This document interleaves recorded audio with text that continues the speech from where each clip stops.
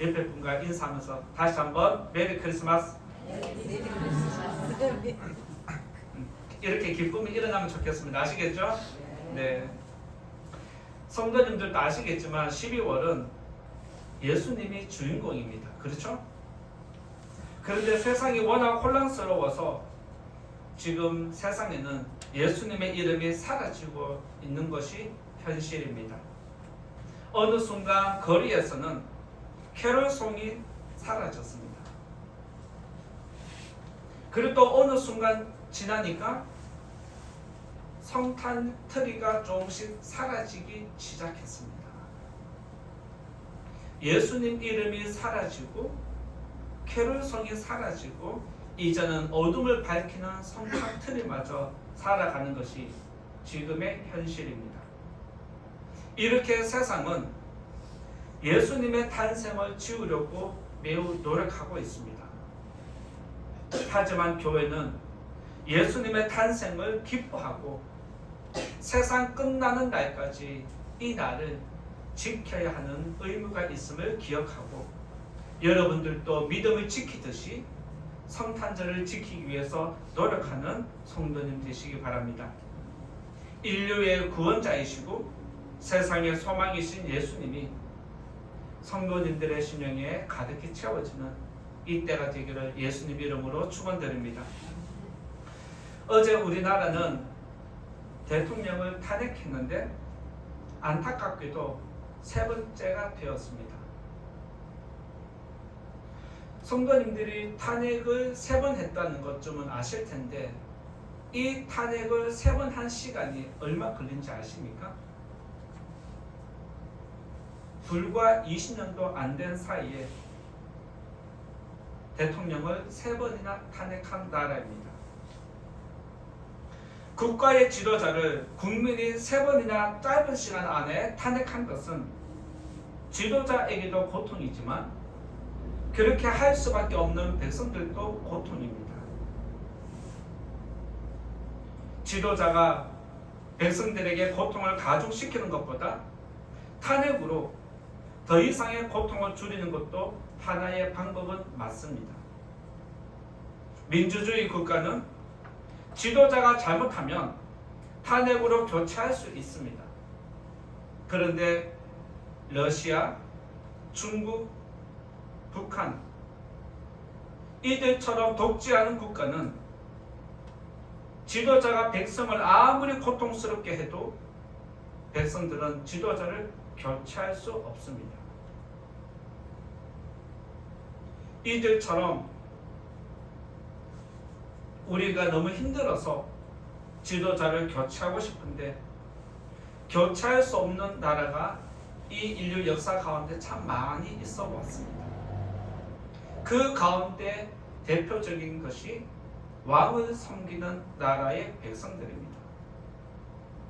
성경의 역사를 거슬러 올라가면 이스라엘도 왕을 섬기는 나라였습니다. 왕정 국가였습니다.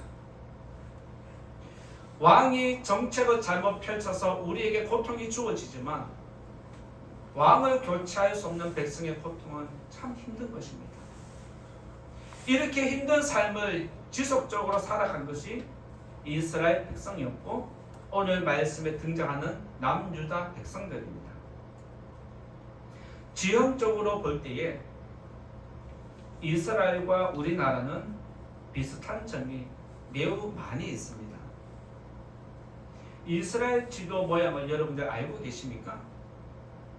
이스라엘 지도 모양을 보면 가로가 아니라 세로로 이루어져 있습니다. 한반도 지도를 보면 가로가 아니라 세로로 모양이 그려져 있습니다. 그리고 우리나라는 중국과 미국이라는 강대국 사이에서 지금 줄타기 하고 있습니다. 이스라엘도 왼쪽에는 애굽이 있고 오른쪽에는 아수르와 바벨론이라는 강대국이 있습니다. 그래서 이스라엘도 강대국 사이에서 줄타기 해야 하는 나라였습니다. 그리고 남한과 북한이 남북으로 분단되어 있습니다. 마찬가지로 이스라엘도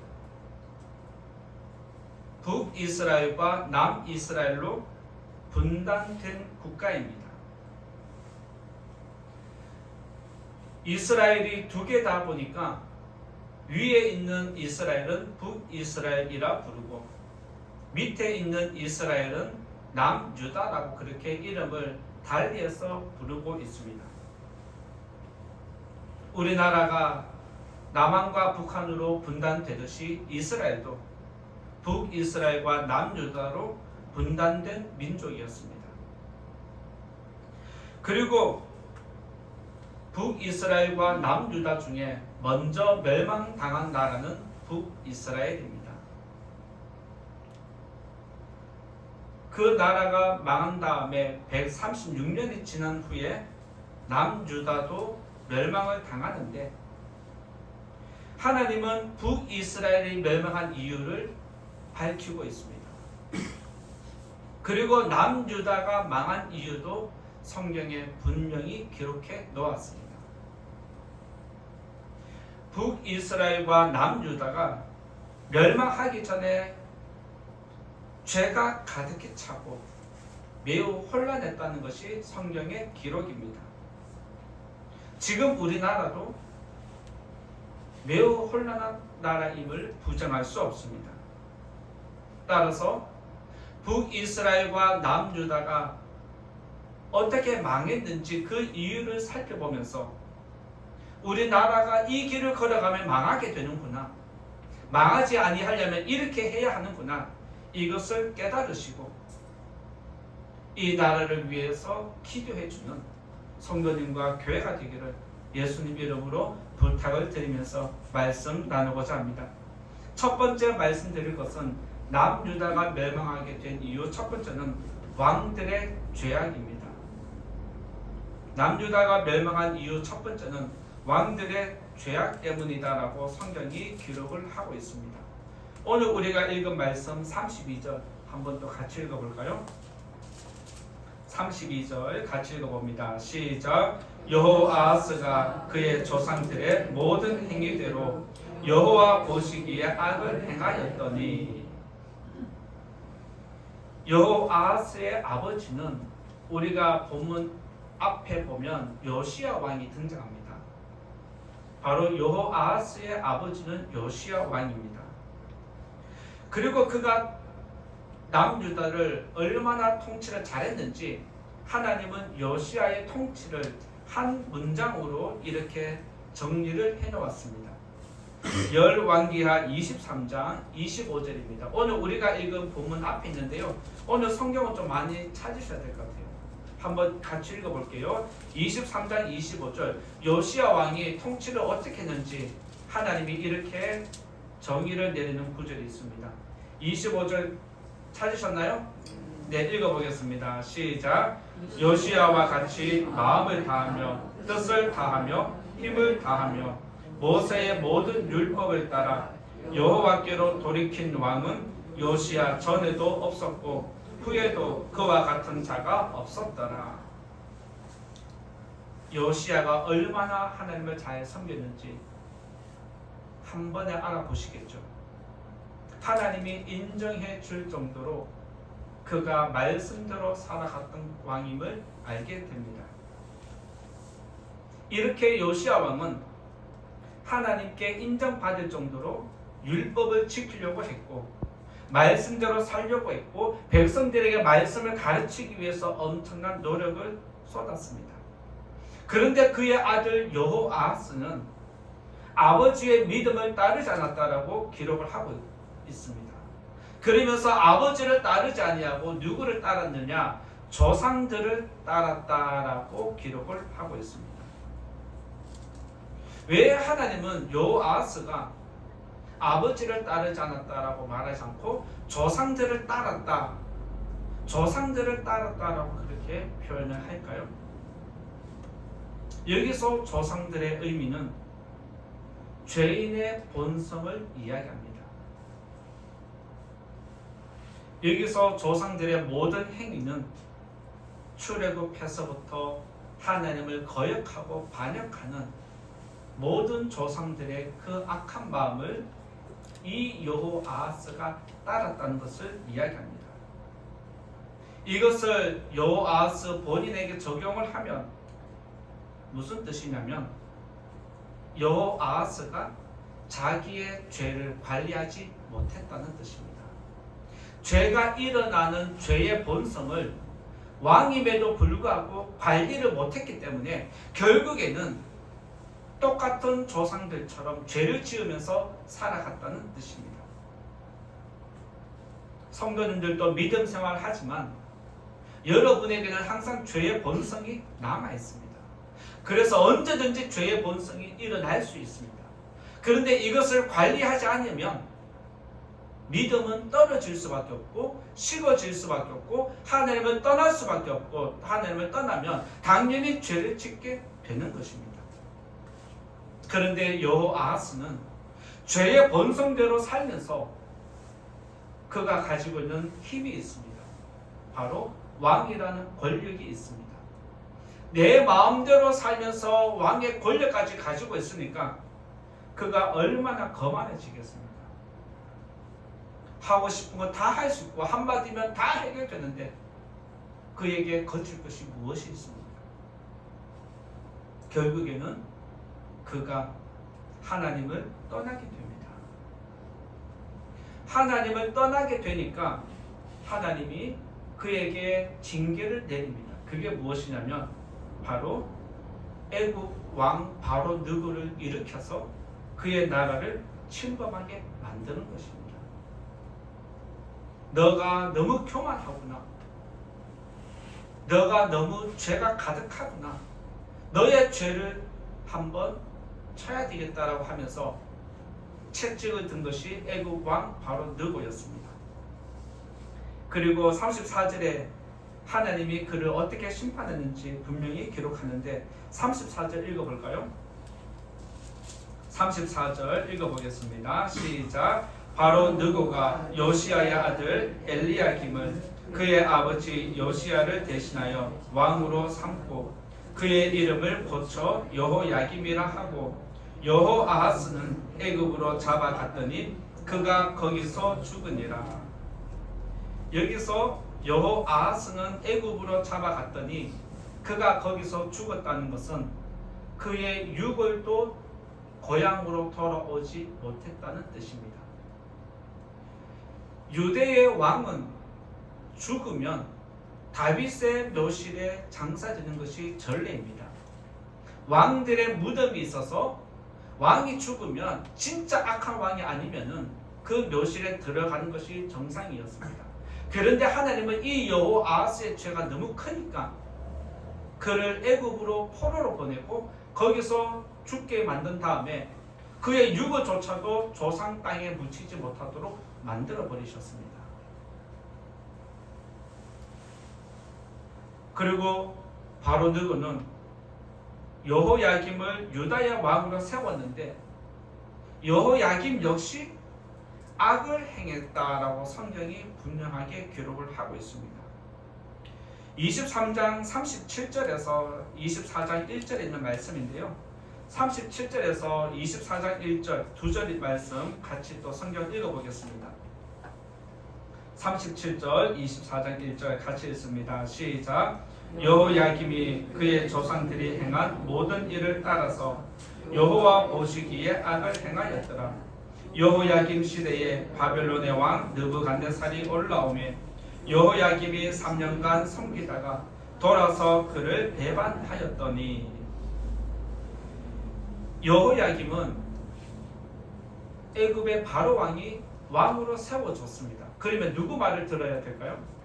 애굽 왕의 말을 들어야죠. 애굽 왕의 말을 듣고 그가 벌금을 매긴 것 백성들에게 세금을 거두어서 바치면서 잘 섬겼는데 갑자기 오른쪽에 있는 바벨론 왕이 쳐들어왔습니다. 그리고 여호야김에게 항복을 받아내면서 앞으로 내가 애굽 왕을 섬기지 않고 바벨론 왕 당신을 섬기겠습니다라고 약속을 했습니다. 그런데 3년을 섬기면서 이런 마음이 드는 겁니다. 옆에 있는 애굽 나라가 갑자기 쳐들어오면 바벨론에서 오려면 최소한 2개월은 걸리는데 이거 내가 망하는 거 아니야? 이런 인간적인 마음이 들지 않겠습니까? 그래서 여호야김이 바벨론을 3년 동안 섬기다가 애굽 왕이 계속 강력하게 일어나는 것을 보고 아, 내가 빨리 왼쪽에 붙어야 되겠구나 라고 하면서 바벨론 왕을 배반하게 됩니다. 이렇게 여호야김은 친바벨론 정책을 폈다가 다시 친애굽 정책을 펼치게 됩니다. 이에 화가 난 느부갓네살 바벨론 왕은 내가 이번에는 유다를 확실히 관리하겠다 이런 마음으로 다시 유다를 침공을 합니다. 그러면서 이 유다가 나를 버리고 애굽 왕을 또 섬길지 모르니까 바벨론 왕이 내친 김에 어디까지 치고 들어가냐면 애굽 땅까지 치고 들어갑니다. 그게 어디에 있냐면 24장 7절에 있습니다. 24장 7절을 한번 읽어볼까요? 24장 7절 시작. 애굽 왕이 다시는 그 나라에서 나오지 못하였으니 이는 바벨론 왕이 애굽 강에서부터 유브라데 강까지 애굽 왕에게 속한 땅을 다 점령하였음이더라. 바벨론 왕이 이제는 유다뿐만 아니라 애굽까지 쳐들어가서 웬만한 땅은 다 정복했다는 뜻입니다. 그만큼 바벨론의 힘이 강력했다는 걸 의미하고 대세는 바벨론으로 옮겨간 겁니다. 이제 애굽은 강대한 나라가 아니라 이제는 약소 국가로 무너지는 상황이었습니다. 이렇게 느부갓네살은 여호야김을 다시 폐위시키고 여호야긴을 왕으로 세우고 고향으로 돌아갑니다. 그런데 24장 9절에 보면 여호야긴 역시 하나님을 잘 섬겼다 기록되어 있지 않습니다. 24장 9절 한번 읽어볼까요? 24장 9절 같이 읽어봅니다. 시작. 여호야긴이 그의 아버지의 모든 행위를 따라서 여호와 보시기에 악을 행하였더라. 여호와께서 보시기에 여호야긴도 악을 행했다. 여호야긴도 악을 행하고 아버지도 악을 행하고 그 아버지도 할아버지도 악을 행했는데 보고 반면교사 삼아서 고쳐야 하는데 도저히 고쳐지는 기미들이 자식들에게 보이지 않는 것입니다. 그래서 결국엔 바벨론 왕이 또다시 군대를 보내서 이스라엘을 완전히 짓밟아 버리겠다 뜻을 작정합니다. 그리고 그 땅에 누구를 왕으로 세우냐면 자식을 끊어버리고 삼촌을 이제 유대의 왕으로 세워줍니다. 그게 어디에 있냐면 19절에서 20절에 있습니다. 19절 20절 24장 19절 20절 같이 읽어봅니다. 시작. 그가 여호야김의 모든 행위를 따라 여호와 보시기에 악을 행한지라 여호와께서 예루살렘과 유다를 진노하심이 그들을 그 앞에서 쫓아내실 때까지 이르렀더라. 시드기야가 바벨론 왕을 배반하니라. 19절 앞에 보면 그가라고 되어 있는데 여기서 그가는 시드기야를 이야기합니다.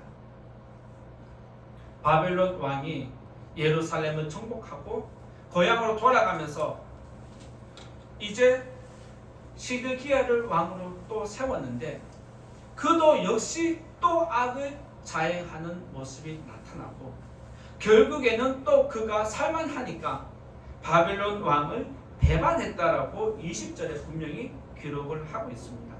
자, 이쯤 되면 여러분들이 바벨론 왕이라면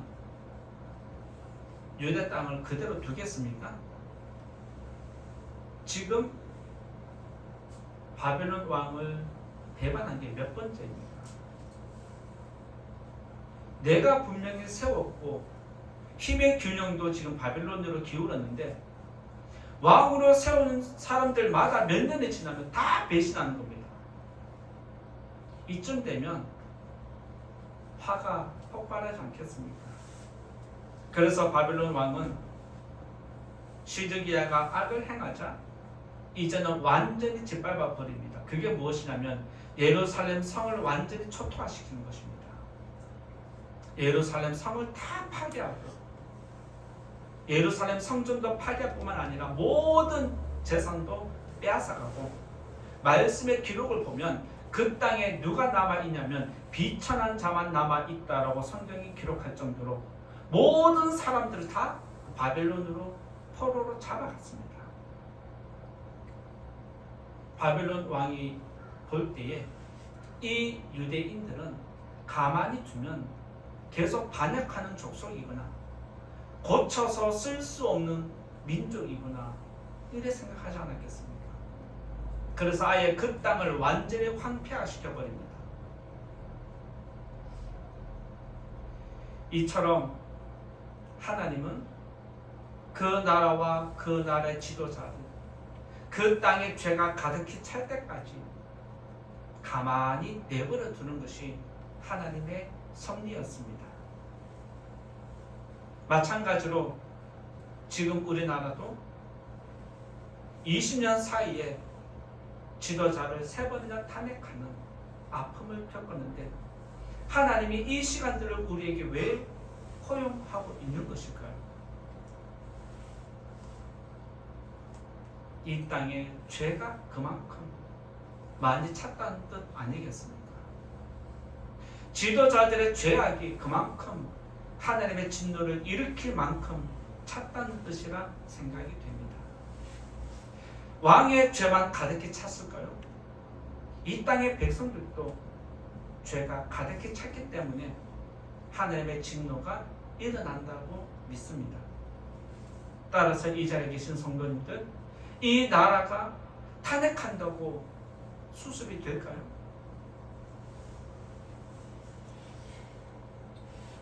이 나라가 안정되려면 죄를 떠나는 것입니다. 악을 멀리 하는 것입니다. 지도자도 자신의 죄악을 떠나고 백성들도 죄악을 벗어날 때 하나님은 그 진노를 멈추시고 이 나라와 이 땅을 지켜주실 줄 믿습니다. 이 자리에 계신 성도님들, 이 아픔의 시간을 믿음으로 해석하시고 여러분의 영혼을 다시 살피는 거룩한 백성이 되셔서 이 나라와 이 땅을 위해서 기도하는 성도님과 우리 교회가 되기를 예수님 이름으로 부탁을 드립니다. 두 번째로 말씀 전하고자 하는 것은 왕들의 죄악이 가득히 차면 두 번째는 하나님의 진노가 있습니다. 두 번째는 하나님의 진노에 대해서 말씀드리고자 합니다.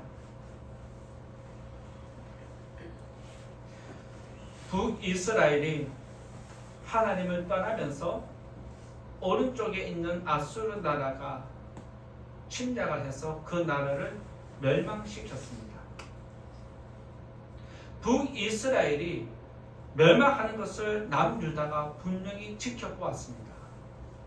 그리고 그들도 아수르에 의해서 무너질 절체절명의 순간도 있었습니다.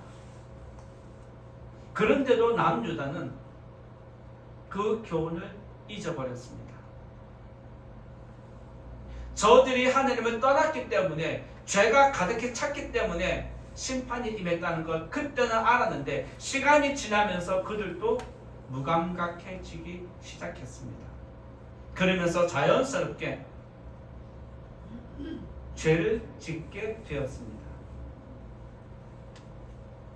성경의 기록을 보면 하나님은 북이스라엘이 멸망하기 전에 너희들 죄의 길에서 돌이켜라, 악을 멀리해라, 선지자를 보내서 계속된 말씀을 전했습니다. 악행을 그만 멈춰라, 죄를 그만 지어라, 계속해서 그의 백성들에게 돌아올 것을 권면의 말씀을 늘 주셨습니다. 이 말씀이 어디에 기록되어 있냐면 열왕기하 17장 13절에 열왕기하 17장 13절에 분명히 기록해 놓았는데 한번 찾아보겠습니다. 17장 13절 말씀.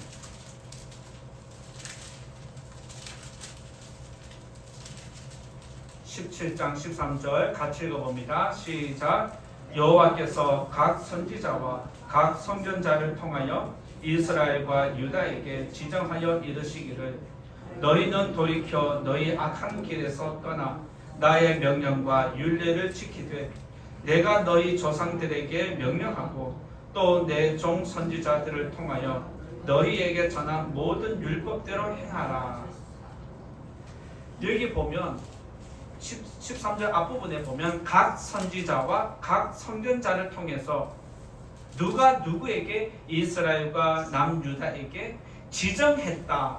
즉 하나님이 북이스라엘에 돌아오라는 말씀, 죄를 짓지 말라는 말씀을 각각의 선지자를 보내서 그들에게 메시지를 정확하게 전달했다는 겁니다. 그리고 남유다에도 각각의 선지자를 보내서 돌아오게끔 말씀을 전했습니다. 그랬을 때 북이스라엘은 어떻게 했을까요? 율법대로 살아라라고 했음에도 불구하고 이런 결과가 나타납니다. 17장 18절 말씀 읽어볼까요? 18절 말씀 열왕기하 17장 18절 같이 읽겠습니다. 시작. 여호와께서 이스라엘에게 심히 노하사 그들을 그의 앞에서 제거하시니 오직 유다 지파 외에는 남은 자가 없습니다. 이만큼 하나님이 돌아오라는 메시지를 주었지만 돌이키지 않으니까 죄가 찰대로 찼으니까 이제는 하나님의 진노가 임할 수밖에 없는 겁니다. 그래서 그들에게 주어진 것은 하나님이 이제 내가 너희를 치워버리겠다. 내 눈앞에서 치우겠다는 겁니다. 그래서 하나님은 아프지만 어쩔 수 없이 죄가 가득히 차니까 그들을 버릴 수밖에 없었다는 걸 이야기하십니다. 그런데 그 끝에 보면 오직 유다 지파 외에는 남은 자가 없었다는 것은 유다 지파는 아직 남겨두었다는 뜻입니다. 각각의 선지자와 선견자를 이스라엘에도 보냈고 남유다에도 보냈는데 북이스라엘은 전혀 먹히지 않고 남유다는 그나마 먹혔기 때문에 남유다 지파는 남겨두었다는 뜻이 여기에 있습니다. 앞에서도 잠깐 말씀드렸지만 북이스라엘을 멸망시킨 아수르 군대가 남유다까지 침공해서 멸하려고 했습니다. 그런데 그때 성경의 기록을 보면 남유다는 거룩한 왕이 하나님을 잘 섬기는 왕이 다스리고 있었기 때문에 하나님이 그 나라를 지켜주고 보호해 주었다. 위기에서 살려주었다는 게 성경에 기록되어 있습니다. 하나님께서 북이스라엘에 회개할 기회를 주었지만 북이스라엘은 돌이키지 않았습니다. 그런데 오늘 우리가 읽은 말씀 그리고 남유다가 망해져 가는 그 과정들을 보면 하나님은 남유다에게 돌아오라는 메시지를 주지 않습니다. 북이스라엘에는 돌아오라는 말씀을 주고 회개하면 용서해 줄게라는 말씀이 있는데 남유다를 향해서는 회개하라고 말하지 않습니다. 돌아오라고 말하지 않습니다. 오히려 너희들을 심판하겠다는 메시지만 더 강하게 나타나고 있습니다. 남유다를 특별히 사랑했던 하나님이 왜 남유다를 돌아오라고 말씀 전하지 않고 오히려 더 강하게 심판하겠다고 말씀만 전하실까요? 그만큼 남유다를 향한 진노가 확정되었다는 뜻입니다. 봐줄 틈이 없다라는 뜻입니다. 남유다의 진노가 임한다는 것을 누가 알았냐면 요시야 왕이 알았습니다. 하나님의 진노가 꽉 잡고 돌이킬 수 없다는 걸 알지만 그럼에도 요시야 왕은 한번 하나님 마음을 돌이키려고 이 진노를 멈추려고 그 나라를 말씀으로 세우고 백성들에게 말씀을 가르치고 절기를 지켜야 한다라고 했지만 결국에는 하나님은 그 심판을 돌이키지 않았다라고 단호한 뜻을 말씀하셨습니다. 23장 26절 읽어볼까요? 23장 26절입니다. 열왕기하 23장 26절 읽어보겠습니다. 시작. 그러나 여호와께서 유다를 향하여 내리신 그 크게 타오르는 진노를 돌이키지 아니하셨으니 이는 므낫세가 여호와를 경노하게 한 그 모든 경노 때문이라. 자, 여기서 그러나라는 것은 요시야가 하나님의 진노를 돌이키기 위해서 노력했다는 뜻입니다. 그러나 그 노력도 무용지물이 되었다는 게 여기에 기록되어 있습니다.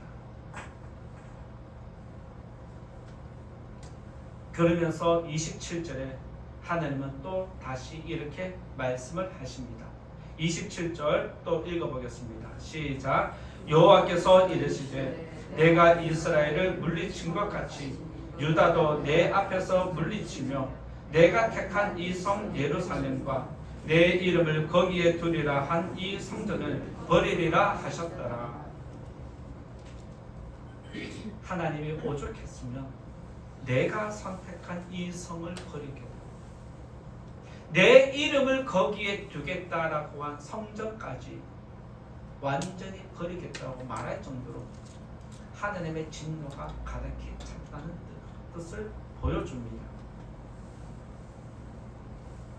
요시야의 노력에도 불구하고 하나님은 남유다를 심판하기로 작정하셨습니다.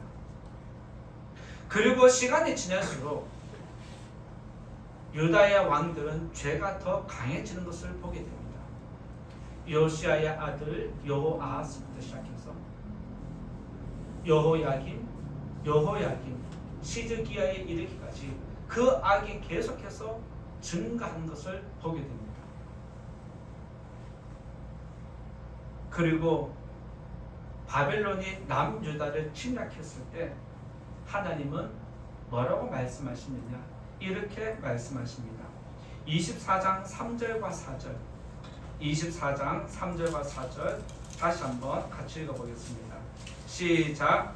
이 일이 유다의 임함은 곧 여호와의 말씀대로 그들을 자기 앞에서 물리치고자 하심이니 이는 므낫세에 지은 모든 죄 때문이며 또 그가 무죄한 자의 피를 흘려 그의 피가 예루살렘에 가득하게 하였습니다. 여호와께서 사하기를 즐겨하지 아니하시니라. 유다의 왕들이 왕위에 올랐고 배반하고 악을 행하고 배반하고 악을 행하고 거듭되게 하는 모든 것들은 하나님이 심판을 앞당기는 것과 같은 것입니다.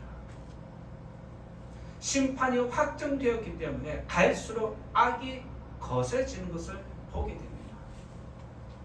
이스라엘 백성이 출애굽할 때에 바로 왕의 악이 시간이 갈수록 강해지는 것을 보게 됩니다. 똑같습니다. 악한 사람은, 죄인은 시간이 지날수록, 심판이 오면 올수록, 우리에게 재앙이 오면 올수록 오히려 하나님께 도와달라고 기도하는 게 아니라 오히려 자신의 악이 강해지는 것을 보게 됩니다. 이렇게 해서 하나님은 심판할 대상은 악을 계속해서 키워가는 것을 보게 됩니다. 개인적으로도 그렇고 국가적으로도 그렇습니다. 아수르가 북이스라엘을 멸망시킨 것은 그들이 하나님을 떠났기 때문이다라고 하나님이 말씀하셨습니다. 그리고 또한 마찬가지로 하나님이 남유다를 멸망시키는 것도 그들의 죄가 가득히 찼기 때문이다라고 가르침을 주고 있습니다. 성도님들도 아브라함은 잘 아실 텐데요.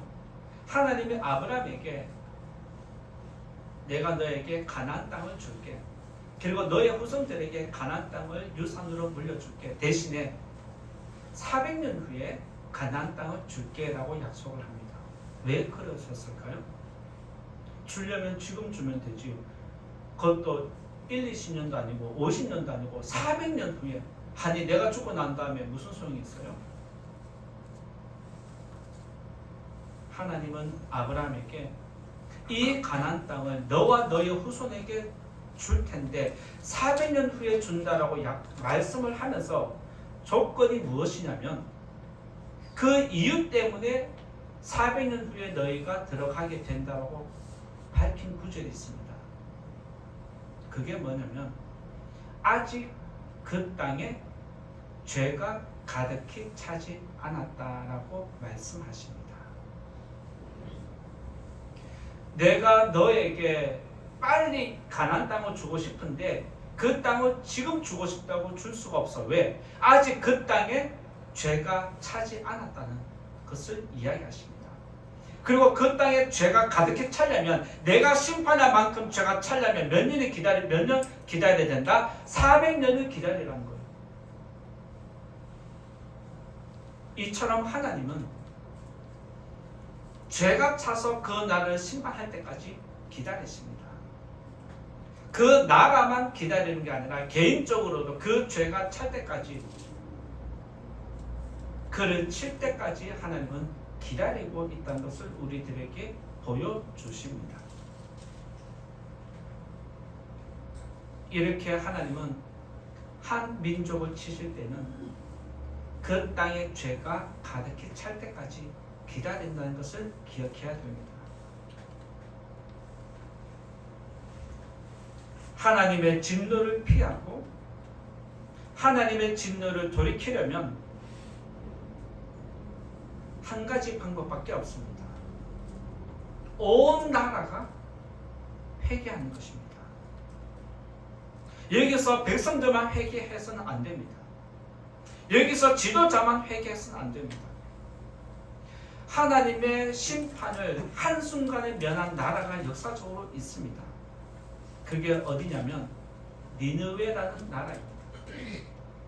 니느웨가 40년 후에 멸망할 거라고 요나 선지자가 외쳤습니다. 지금 40일이 지나면 그 나라가 한순간에 멸망하는데 하나님이 그 나라를 심판하지 않습니다. 오히려 100년 동안 심판을 연기시켜 주십니다. 왜요? 성경의 기록을 보면 왕과 신하들이 그리고 그 나라의 백성들이 그리고 그 나라에 있는 짐승들까지 온 나라가 한 마음과 한 뜻으로 금식하면서 회개했다라고 기록되어 있습니다. 한 나라가 살려면 지도자부터 온 백성들에 이르기까지 그리고 짐승들에 이르기까지 죽으면 죽겠다는 심정으로 자기의 죄를 고백하고 돌이킬 때 이런 구원을 얻게 됩니다. 마찬가지로 이 나라도 이 위기를 극복하고 다시 살려면 지도자부터 온 백성들에 이르기까지 악한 길에서 돌이키는 모습이 나타나야 합니다. 이것이 거듭나는 나라이고 회개하는 나라입니다. 이 자리에 계신 성도님들, 이 나라의 아픔을 보면서 우리가 기도는 하고 있습니다. 그런데 우리의 기도가 하나님께 응답되기 위해서는 나 한 사람을 넘어서서 온 나라가 한 마음과 한 뜻으로 죄의 길에서 돌아서야 한다는 것 기억하시고 앞으로도 이 민족을 위해서 기도해 주는 성도님과 교회가 되기를 예수님 이름으로 부탁을 드립니다. 하나님은 소돔과 고모라 성을 멸하기 전에 이렇게 말씀하셨습니다. 소돔과 고모라 성 합해서 의로운 사람 10명이 있으면 멸하지 않겠다. 어떻게 되었을까요? 멸망당했죠. 그리고 하나님은 예레미야 선지자에게 이렇게 말씀하셨습니다. 남유다에서 의인 한 사람을 찾으면 멸하지 않겠다. 남유다가 멸망했을까요? 안 했을까요? 멸망당하죠. 무슨 말일까요? 하나님 보시기에 의로운 한 사람이 없다라는 뜻입니다. 소돔과 고모라가 멸망한 것은 하나님 보시기에 의로운 사람 10명이 없었기 때문이고, 남유다가 멸망할 수밖에 없었던 것은 그 땅에 하나님 보시기에 의로운 사람 한 사람이 없었기 때문입니다. 그러면 스스로에게 한번 질문하면 좋겠습니다. 나는 하나님 보시기에 의로운 사람인가?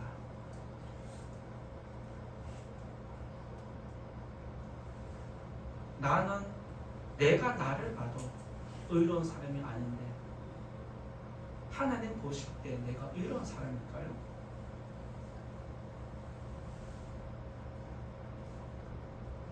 하나님 보시기에 이 땅에 의로운 사람 10명이 있을까요?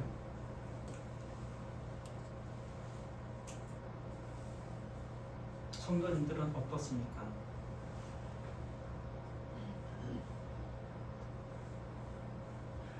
하나님께서 저와 여러분을 의인으로 삼아주시고 저와 여러분의 기도를 통해서 이 땅을 긍휼히 여겨주시고 다시 이 나라와 이 땅의 백성들을 저와 여러분들을 살려주시기를 예수님 이름으로 축원드립니다. 이제 결론의 말씀 드리고자 합니다. 역사적으로 볼 때 한 나라가 망하고 한 나라가 세워지는 것은 하나님의 주권입니다. 마찬가지로 지도자가 세워지고 사라지는 것도 하나님의 주권 안에 있습니다. 북이스라엘과 남유다가 망한 것은 하나님을 떠나면서 죄를 지었기 때문입니다. 따라서 우리나라가 망하지 않으려면, 더 큰 고통을 당하지 않으려면 하나님을 떠나지 말아야 합니다. 저와 여러분들도 하나님을 떠나면 언제든지 죄를 지을 수 있는 죄인임을 기억하시고 하나님 앞에 나와서 여러분의 죄를, 이 땅의 죄를 기도하는 저와 여러분, 우리 교회 성도님 되시기를 예수님 이름으로 축원드립니다. 그리고 12월의 주인공은 예수님이십니다. 세상이 아무리 혼란스러워져도 여러분의 마음에는 예수 그리스도가 있어야 합니다. 믿습니까? 분열과 다툼이 가득 찬 이 땅에 거룩한 영광으로 이 땅을 회복시켜 주시기를 예수님 이름으로 축원드립니다. 말씀 생각하면서 같이 기도하겠습니다. 하나님, 내가 하나님 보실 때 의로운 사람입니까? 질문하시고 나의 죄를 용서해달라고 기도하시고, 하나님 이 땅에 의로운 사람 10명이 있습니까? 내가 그 한 사람이 되게 해달라고 기도하시고 이 땅을 다시 새롭게 살려달라고 기도하는 저와 여러분 되면 좋겠습니다. 기도하겠습니다. 거룩하신 하나님 아버지, 우리가 지도자를 탄핵하면서 아픈 마음으로 이 자리에 섰고 아픈 마음으로 이 자리에